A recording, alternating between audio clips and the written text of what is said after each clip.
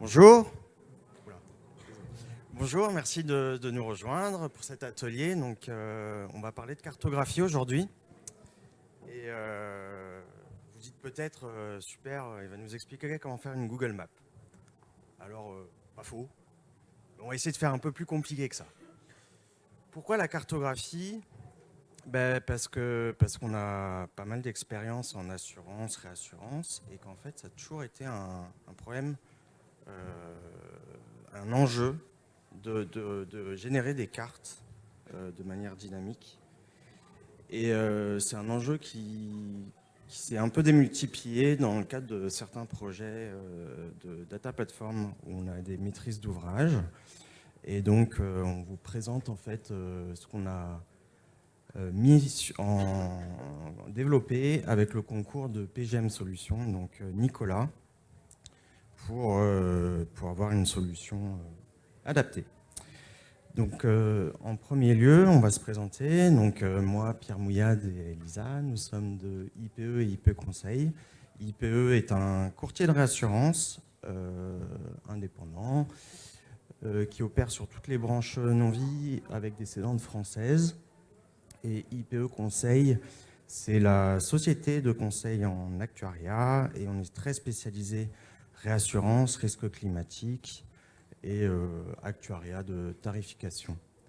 Et on développe aussi beaucoup de modèles 4 pour le compte de réassureurs. Donc je passe la parole à Lisa. Merci. Donc, bonjour à tous, je suis Lisa Volt. J'ai rejoint IPE Conseil il y a un petit peu plus d'un an maintenant. Donc avec eux, je développe pas mal de modèles 4. Et sinon, chez un réassureur, je fais des projets plus big data et accumulation de risques non-vie. Et puis bien sûr, avec Nicolas, on développe un outil de cartographie. Bonjour à tous, donc je suis Nicolas Baradel pour PGM Solutions. PGM Solutions, c'est une société qui développe des logiciels, enfin de quoi interfacer R, c'est-à-dire de créer des applications dont le moteur derrière est R ou Python. Et de mon côté, je suis docteur en mathématiques appliquées et je travaille pour PGM Solutions. Et j'ai aussi écrit un livre sur R avec des applications à la statistique, à l'actuariat, à la finance. Donc j'ai pas mal d'expérience sur la création de logiciels dont le moteur derrière est R ou Python.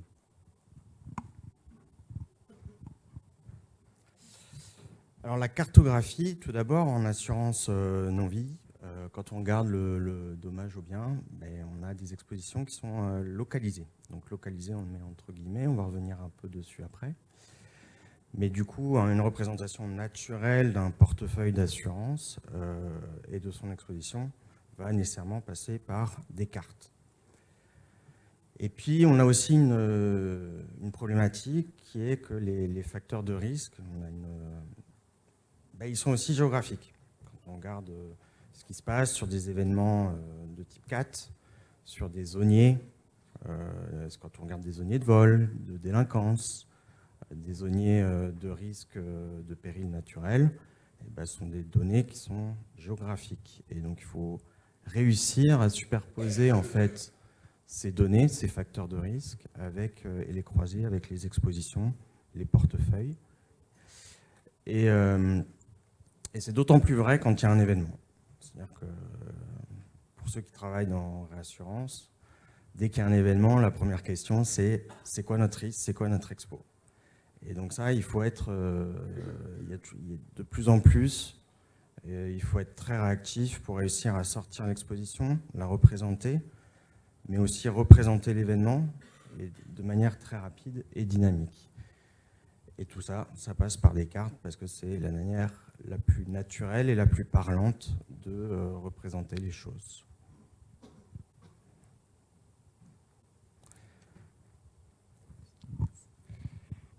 Alors, on a rencontré pas mal de difficultés en créant cet outil de cartographie et l'une d'entre elles, c'est à mon avis une difficulté que vous connaissez aussi, à savoir la qualité des données plus ou moins qualitatives des données en assurance. Donc, étant donné qu'on a beaucoup de produits d'assurance qui remontent, parfois de partenaires différents, eh bien, on va avoir une qualité de données variable en fonction des différents produits qu'on a. Par exemple, là, on vous a fait une petite liste, évidemment non exhaustive, des problèmes qu'on peut rencontrer au niveau de la qualité des données. Donc, notamment quand on travaille avec des partenaires qui nous remontent des données via bordereau en règle générale, on va avoir des expositions de sites qui vont être plus ou moins agrégées, c'est-à-dire que si vous avez par exemple pas mal de sites sur la ville de Paris, parfois on aura juste une information sur un site ou alors une information globale sans avoir les caractéristiques de chaque site. On peut avoir évidemment la même chose sur les polices multisites, donc voilà, on va avoir peut-être plusieurs sites assurés mais des informations sur un site. Il y a aussi des problèmes de différence de tunnels. Donc, quand on a des formulaires à remplir sur certaines données, ces formulaires peuvent changer au fil des années. Donc, on va avoir une partie de la donnée qui pourrait être manquante d'une année sur l'autre. Et bien sûr, la dernière erreur qui peut se produire, c'est une erreur plus humaine, une adresse mal renseignée qui va donc nous empêcher d'avoir une cartographie précise, autant qu'on le voudrait. Et puis bien sûr, il y a beaucoup d'autres choses qui peuvent mal se passer.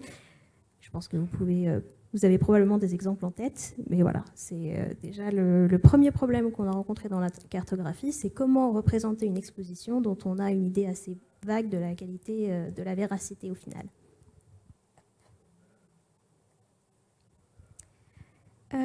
À la suite de ça, on a une difficulté sur le géocodage. Donc déjà, le géocodage, qu'est-ce que c'est ? Ça consiste à attribuer un point, donc latitude, longitude, à une localisation. Et cette localisation, ça ne va pas forcément être une adresse, un site précis, mais ça peut être une adresse plus large, dans le sens où, si je reprends encore une fois mon exemple de Paris, si on a un site à Paris et qu'on sait juste qu'il est à Paris, à ce moment-là, on va lui attribuer un point sur la ville entière. Donc, un point qu'on a latitude, longitude, ça ne va pas forcément être représentatif d'un site, mais ça va être représentatif d'un niveau de géocodage, plus ou moins fin, en fonction de la qualité de la donnée qu'on a. Donc, pour reprendre encore une fois un petit exemple de Paris, si jamais on a un site à Paris et qu'on a juste cette donnée-là, on ne sait pas où il est, dans quel arrondissement ou quoi, à ce moment-là, la latitude-longitude qui va lui être attribuée, c'est un point qui est quelque part au milieu de la Seine. Alors que bien évidemment, on ne va pas assurer de site au milieu de la Seine. Donc à titre illustratif, vous avez sur le graphique qui est à côté de moi les différents niveaux de géocodage de RMS. Alors pour ceux qui ne savent pas ce qu'est RMS, c'est une entreprise qui fait des standards de géocoding et qui aide à proposer des outils de modélisation des risques climatiques. Et c'est l'entreprise, l'outil principal utilisé par les assureurs et réassureurs. Donc on travaille beaucoup avec. Et l'avantage de RMS, c'est qu'il propose une vision un peu standardisée de ce géocoding. Et donc là, vous voyez que quand on a de la chance, on a le premier niveau, donc on a la donnée qualitative avec son adresse, point, longitude, latitude. Mais plus on descend et plus on va avoir à ce moment-là seulement la latitude, longitude, le centroïde de la barycentre de la rue, après du code postal, et puis on descend progressivement en fonction de la précision de la donnée. Donc voilà, vous avez à peu près la ville, le county si vous êtes aux États-Unis, puis on descend. Et puis, bien évidemment, le niveau le moins fin, le pays. Donc, on a dû s'adapter à ces différents niveaux de géocodage pour avoir une solution cartographique qui puisse présenter les risques avec un maillage le plus fin possible et qui puisse aussi passer d'un niveau à l'autre de manière fluide.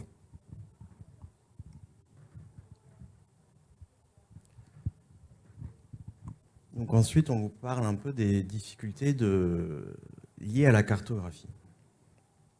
Si on a un seul site, une manière naturelle de le représenter serait de mettre un marqueur, comme dans Google, quand on cherche une localisation.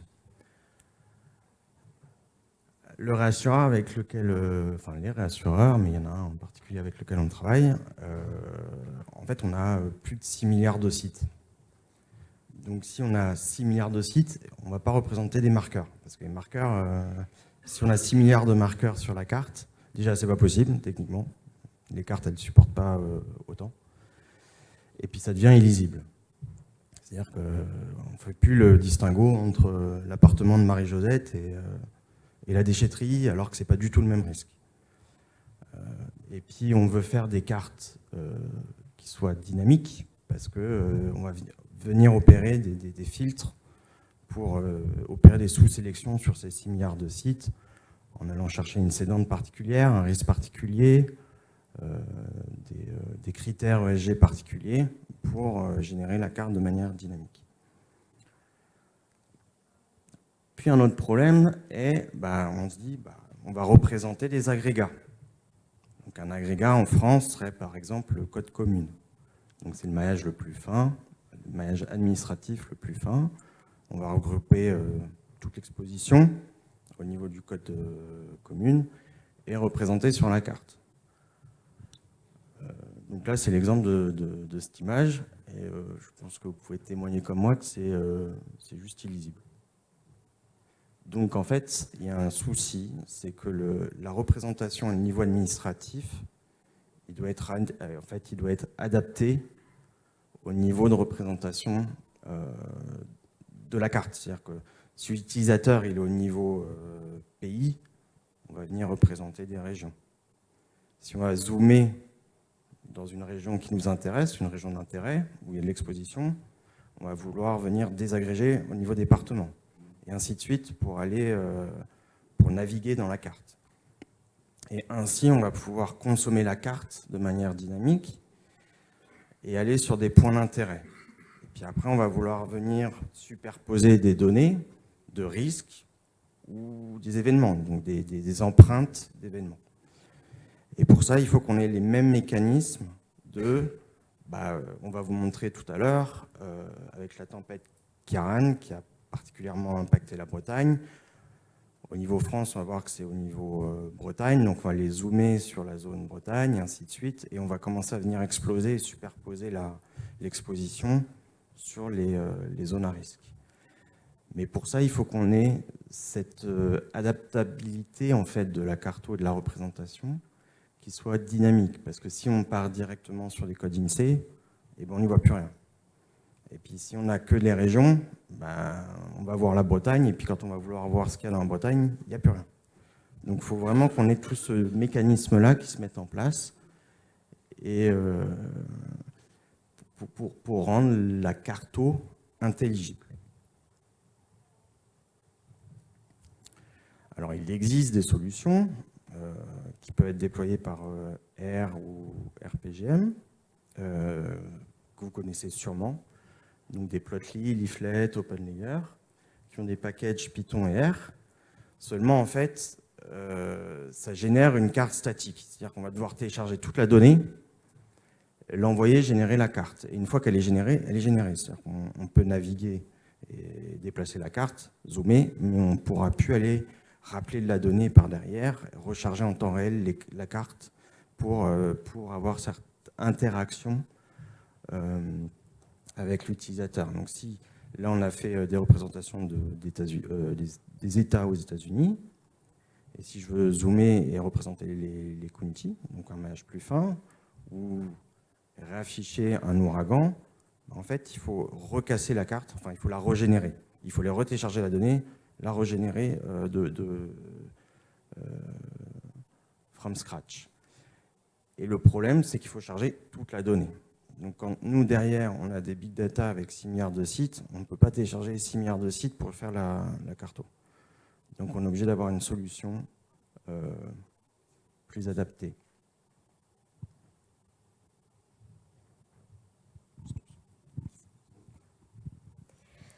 Et donc encore une fois, on va se heurter à pas mal de limitations techniques qui sont très problématiques. Notamment le fait qu'en règle générale, en assurance et en réassurance, on a beaucoup de données. Et donc quand on veut les afficher, même pour une seule cédante, on va avoir, quoi qu'il arrive, un important chargement de données en particulier, si vous voulez des données à tous les niveaux et avoir, comme je le disais tout à l'heure, le maillage le plus fin possible. À ce moment-là, il va falloir charger des différents fonds de cartes avec à chaque fois toutes les données, et donc ça va prendre un important temps de chargement. En plus de ça, l'un des autres problèmes, c'est que quand les données sont trop volumineuses, vous aurez beau attendre tout le temps que vous voudrez, de toute façon, au final, ça risque de crasher quand on reçoit un peu plus d'1 million de données, ce qui peut arriver dans certains cas. En plus de ça, il y a un certain manque d'interactivité en dehors de la carte. Et pour traduire ça, je vais vous prendre un petit exemple. Admettons que vous ayez chargé vos données d'exposition, vos différents sites sur la France, et que vous regardez les expositions que vous avez dans un coin ou l'autre de la France, et que vous zoomez sur l'Alsace. Si jamais vous voulez passer outre-Rhin et voir ce qui se passe en Allemagne, parce que vous avez aussi des expositions en Allemagne, à ce moment-là, comme vous n'avez pas chargé vos données en Allemagne, il va falloir recharger toutes les données, attendre encore. Et c'est vrai que ce n'est pas fluide et ce n'est pas vraiment user-friendly, si je puis m'exprimer ainsi. Donc voilà, on a rencontré ce genre de limitations techniques avec lesquelles il fallait faire. Alors, il existe une solution dédiée qu'on a pu tester, que j'ai pu tester. D'ailleurs, j'ai fait encore plein de choses hier avec, pour mon client. Et cette solution dédiée, c'est un petit peu le leader du marché. Alors, évidemment, pour certaines utilisations pas trop complexes, ça marche très bien. Par contre, nous, on a relevé pas mal de problèmes sur cette solution dédiée. Donc, déjà, le fait qu'on doit envoyer les données sur un serveur qui n'est pas dans l'Union européenne, ce qui n'est pas du goût de tout le monde. Ensuite, bien évidemment, c'est une solution que tout le monde ne peut pas s'offrir, notamment les petites entreprises, donc le coût est assez prohibitif. Et il y a encore une fois des limitations techniques que j'ai pu encore voir hier. On doit déjà pré-générer tous les fonds de carte. Par exemple, si vous avez des expositions sur la France et que vous voulez agréger, je ne sais pas, vos sommes assurées sur chaque niveau de géocodage, donc au niveau français, au niveau des régions françaises, des départements, des cantons et des villes. À ce moment-là, vous allez devoir générer 5 fonds de cartes différents. Et sachez que pour un seul de ces fonds de cartes, parfois ça peut prendre 25 minutes pour juste un fonds de carte et pour juste agréger des sommes assurées, ce qui n'est pas non plus un calcul normalement difficile. Donc, rien que ça vous fait donc 5 combinaisons si vous voulez juste avoir un calcul de somme assurée à un certain niveau de maillage. Mais si jamais vous voulez ajouter en plus de ça des moyennes de limites sur certaines polices, et ça va vous faire encore une fois 5 fonds de cartes différents à générer. Donc vous voyez qu'on passe sur des temps de calcul qui sont exponentiels en fonction des données que vous voulez représenter.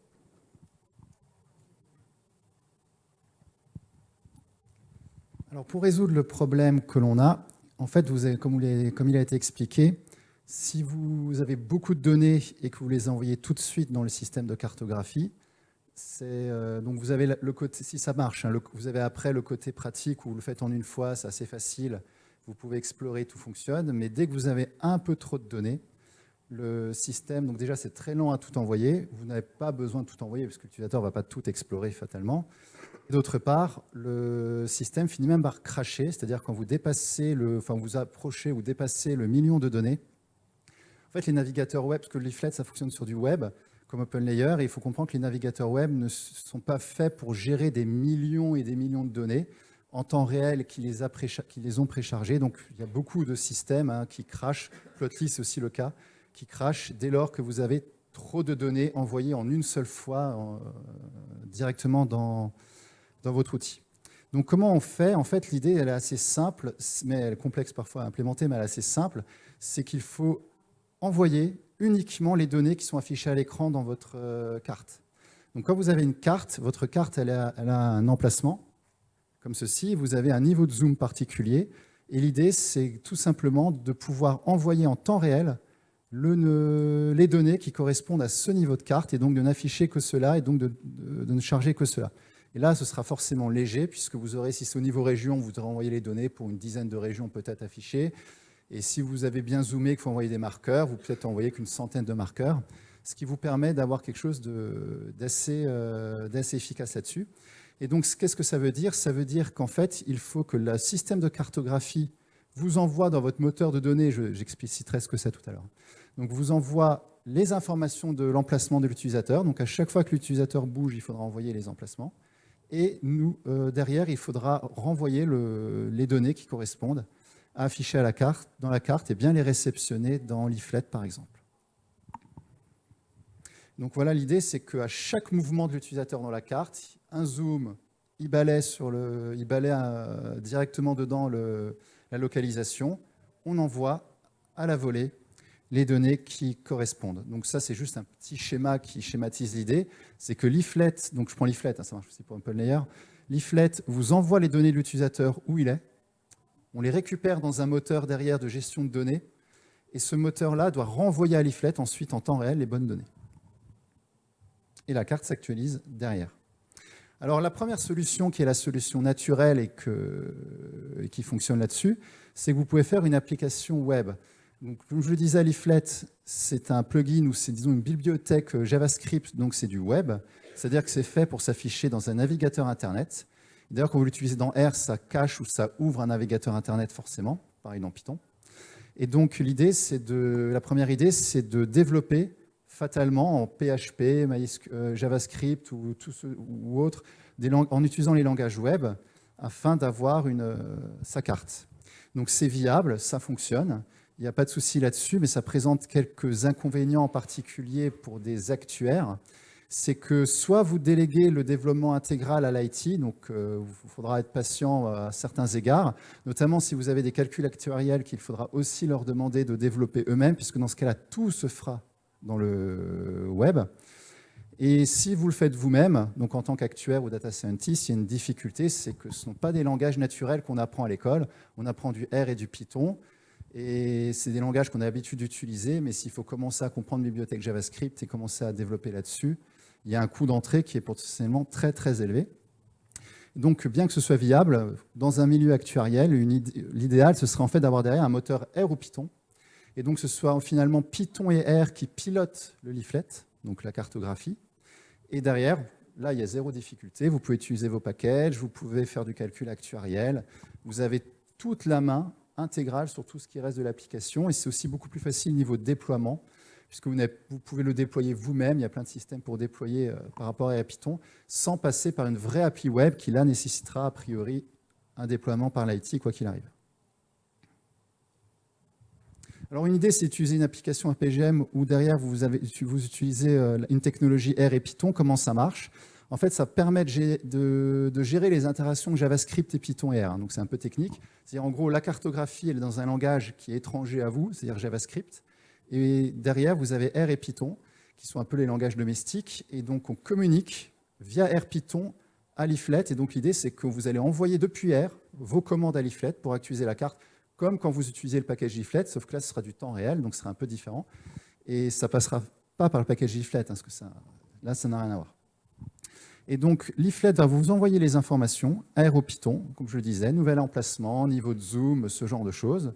Vous les récupérez, et en fait, il suffit d'envoyer à Leaflet derrière, depuis R et Python, tout ce qu'il faut, donc c'est-à-dire les polygones à charger, les marqueurs à placer, les montants, tout ce qu'il y a derrière. Et donc après, vous pouvez construire toute l'application avec R et Python, et donc tous les calculs actuariels que vous auriez à faire éventuellement aussi pour générer vos cartes, ou même pour d'autres choses, hein, pas obligé de se limiter à la cartographie sur l'application. Tout cela peut se faire très simplement avec. Donc là, je vais faire une petite démonstration. Donc, j'en ai juste pour 30 secondes le temps de lancer. Je vous laisse mettre le Teams. Le temps de lancer le partage, parce qu'en fait, on ne peut pas utiliser, on ne peut pas débrancher l'ordinateur là. Donc, on va faire un système de communication aussi avec deux éléments.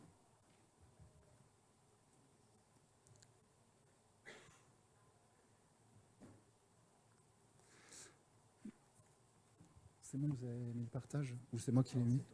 Mais vous ne l'avez pas, là, le partage. Mais je l'ai mis, le partage, là. Ah, c'est bon, ça s'affiche. Il y a il y a 5 secondes de délai. Donc ici, on affiche une carte. Donc ici, ce qui se passe, en fait, c'est, comme je vous expliquais, la communication en temps réel. C'est que quand je zoome, là, ça se connecte et ça envoie les données des régions en temps réel. Et donc là, ah oui, il faut que je présente les données quand même.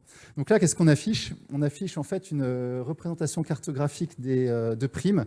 C'est une sous-extraction de primes MRH et qui ont été légèrement bruitées. Et donc ici, vous avez une petite sous-extraction qui permet d'illustrer, de faire des exemples avec des géolocalisations précises pour différents contrats. Donc, à chaque contrat, vous avez une prime et sa géolocalisation en particulier. Derrière, ça permet de faire des agrégats. Donc ici, vous avez un agrégat. Donc là, on a juste sur la France, dans cet exemple. Ici, vous avez un agrégat niveau pays. Puis après, vous zoomez, vous pouvez avoir un agrégat niveau région.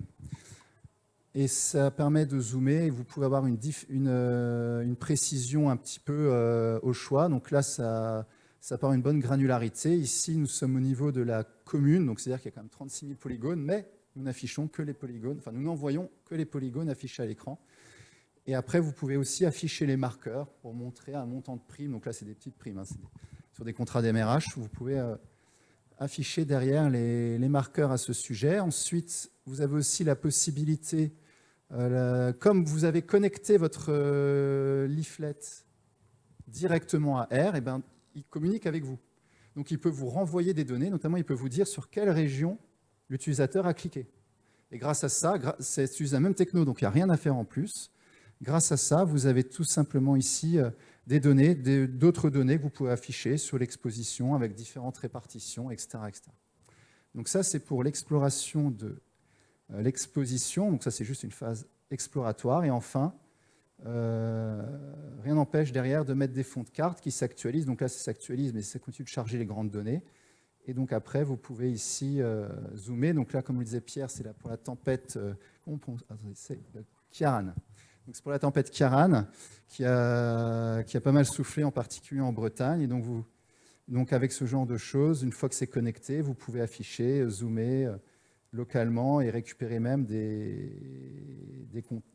récupérer ici les différentes infos d'exposition. Et si vous voulez retourner sur l'exposition après, il suffit juste de voir un peu qu'est-ce qu'il y avait dans la zone. Donc voilà, c'était un petit peu pour illustrer derrière comment ça fonctionne. Et là, l'intérêt, c'est que ça peut passer à l'échelle, surtout ça, le vrai sujet. C'est-à-dire que comme on sait qu'on envoie en temps réel que les données affichées à l'écran, on sait qu'il n'y a pas de difficulté, enfin il y a toujours quelques difficultés, mais il n'y a pas de difficulté particulière du côté de Leaflet pour passer à l'échelle dès lors que vous faites cette communication, qui n'est pas habituelle. Comme je vous disais, quand vous utilisez un package R Python de Leaflet, vous devez tout envoyer. Et si vous voulez actualiser la carte, eh bien, il faut tout renvoyer une nouvelle fois, quelque chose. Et donc, ça recharge tout le leaflet, etc., etc. C'est la conclusion. Tu peux enlever le...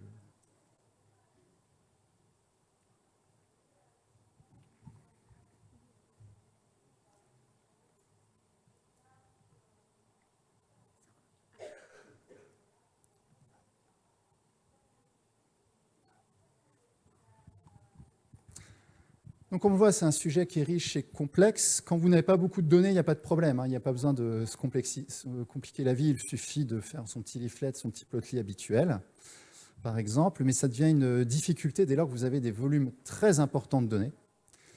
Et en particulier, si vous voulez une exploration réactive, c'est-à-dire qui se charge vite et qui s'actualise assez vite, plus ou moins en temps réel. Et donc, avec cette fameuse communication, donc c'est ça qu'il faut comprendre, c'est qu'il faut se mettre, malheureusement, il y a un peu de développement supplémentaire à faire, c'est-à-dire qu'il faut en temps réel communiquer avec le plugin et envoyer en temps réel les données qui correspondent. Donc vous avez deux approches, une qui est web, donc ça permet de... Donc ça c'est l'approche naturelle, hein. Si vous allez sur un site web ordinaire qui présente de la cartographie, c'est comme ça que c'est intégré. Donc ça marche très bien, il n'y a pas de problème de licence ou autre et ce genre de choses. Mais par contre, ça demande un coût de développement, en particulier si vous êtes en actuariat. Donc, si vous étiez des informaticiens purs et durs, ce ne serait peut-être pas le cas.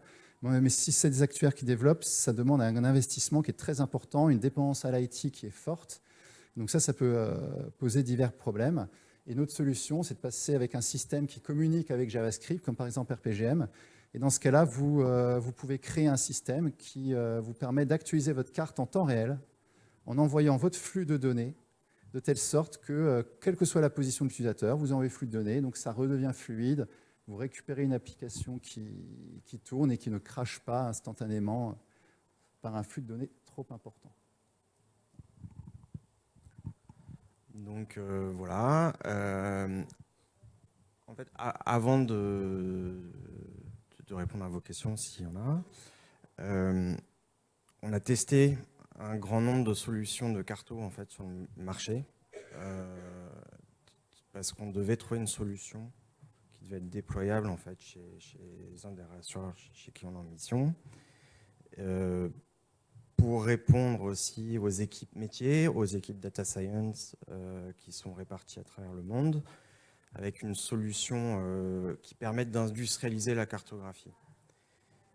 Et en fait, on n'a pas trouvé de solution, donc c'est pour ça qu'on a développé cette solution avec PGM Solutions il y a un peu plus d'1 an maintenant qu'on est dessus, et qu'on est en cours de déploiement chez le réassureur, et du coup, ça permet d'être très réactif dans la production de cartographie, mais aussi de produire des rapports à des équipes, notamment tout ce qui est souscription. Donc en fait, elle visualise tout de suite les expositions sous-jacentes des contrats et de manière instantanée, parce qu'on n'est pas obligé de passer par des procédures où on doit tout précharger, précalculer sur des serveurs, et ce qui met énormément de temps à mettre à disposition ces cartes.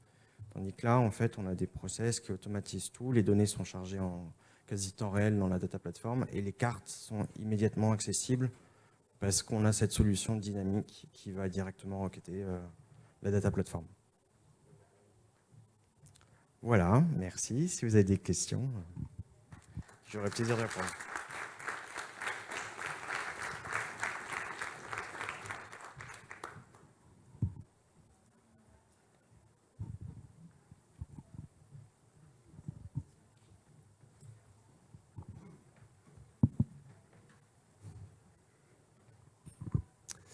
Merci pour cette présentation très claire.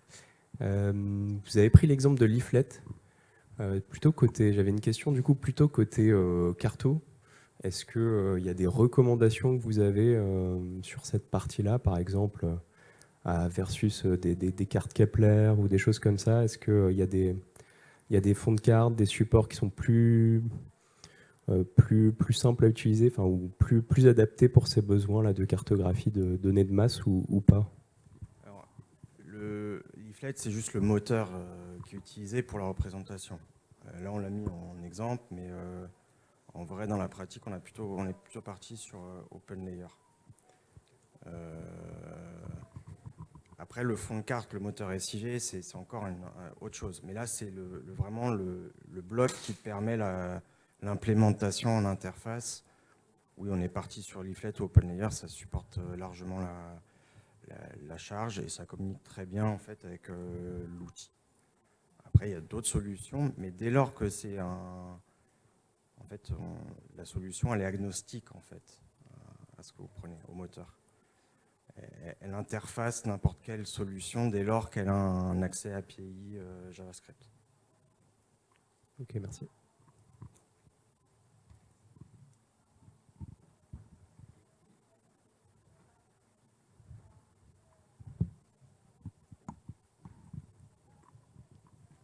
Là, on a utilisé des fonds de cartes qui utilisent des segmentations administratives, mais on peut aussi avoir besoin de fonds de cartes plus spécifiques, soit le zonier maison, soit des zones géothermiques. Et dans ce cas, qu'est-ce qu'on peut faire?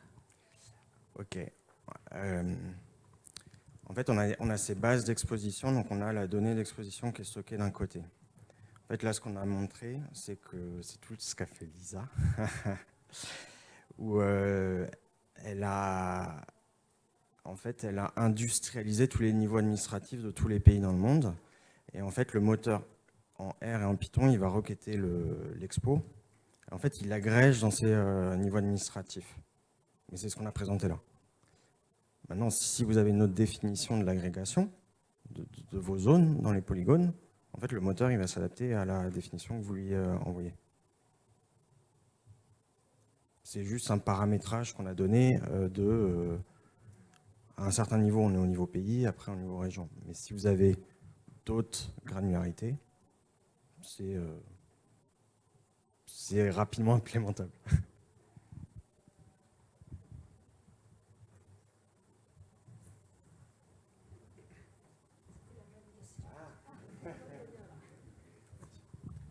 Merci pour la présentation, c'était très intéressant. Donc vous avez mentionné qu'il y a un moteur R ou Python, il y a aussi du JavaScript pour l'affichage, enfin Leaflet. Et je voulais savoir si vous utilisez aussi une brique système de gestion de base de données. Et si oui, s'il y avait en plus une surcouche géographique pour ces systèmes de gestion de base de données, notamment pour le requêtage, etc. Ok. Alors, dans l'outil lui-même, non. Il n'y a pas de système de base de données parce qu'on est connecté à un Databricks. Et dans Databricks, il n'y a pas de solution de géocoding. Il y en a dans d'autres systèmes, mais pas dans le Databricks. Par contre, on a dans l'import, en fait, au moment où on importe les expositions, on a un batch qui automatise tout le géocoding. Et donc, on arrive à bien remapper le niveau de définition du géocodage. Donc ça, on l'a en prédisposition dans la base. Merci.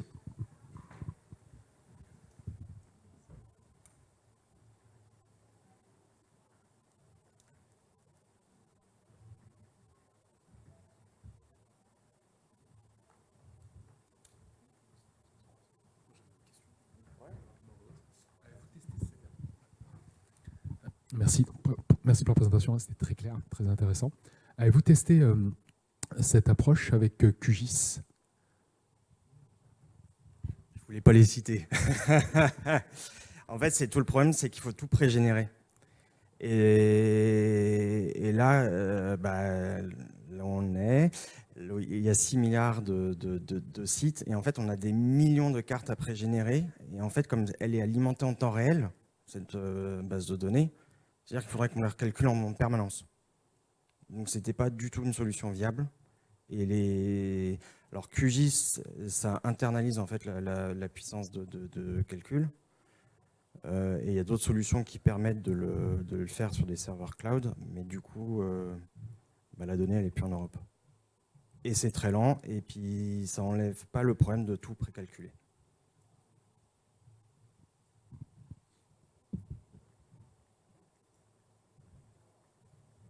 Merci pour votre présentation, c'était très intéressant. Une question à 2 volets, disons. Le premier, c'est la question de désagrégation. Si vous avez des données à disons, un niveau de code un peu agrégé comme la commune et que vous voulez un truc plus fin, est-ce que vous avez pensé à ça? C'est possible ou pas? Et l'autre volet, du coup, pour enchaîner une fois, c'est cette fois-ci l'agrégation. Est-ce que ça se fait juste par des moyennes, des sommes, ou il y a des possibilités d'agréger de manière plus, disons, custom, plus personnalisée? Oui. Alors, de toute façon, le moteur d'agrégation, désagrégation, vous le connaissez en R ou Python. C'est vous avez la main dessus. Là, dans l'implémentation qu'on a faite, en fait, on a une méthode de désagrégation de l'expo qui est donnée sur des bases marché, en fait. On décompose en fonction de bases marché. Donc, si on a l'expo au niveau département, on va venir probabiliser l'endroit en fonction du marché, de la proba de marché. Ah oui, bon, parce que là, on vous a montré l'aspect carto. Après, on passe à une deuxième stade où on automatise des modèles 4. Donc, en fait, dès qu'on a un événement, l'empreinte, elle est insérée. Et ça génère un modèle 4 qui va venir automatiser le calcul et faire une estime de perte en temps réel. Sur post-événement et pré-événement avec des projections. Donc, c'est pour ça qu'on a probabilisé en fait, l'emplacement dans la désagrégation. Après, sur des scénarios, on a plutôt mis des approches où on a en fait la part de l'exposition qui est correctement géocodée dans l'empreinte du scénario. Et donc, on a une incertitude qui est précalculée en fait, sur le scénario parce qu'on sait quelle est la part de l'exposition qui est manquante. Et l'agrégation, j'ai répondu. Ouais. L'agrégation, c'est à nous de définir sur R, quoi. Ouais.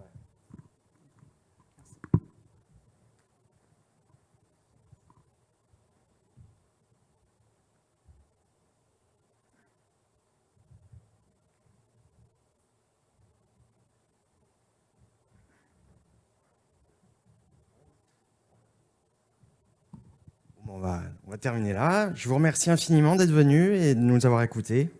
Puis peut-être au plaisir de se revoir.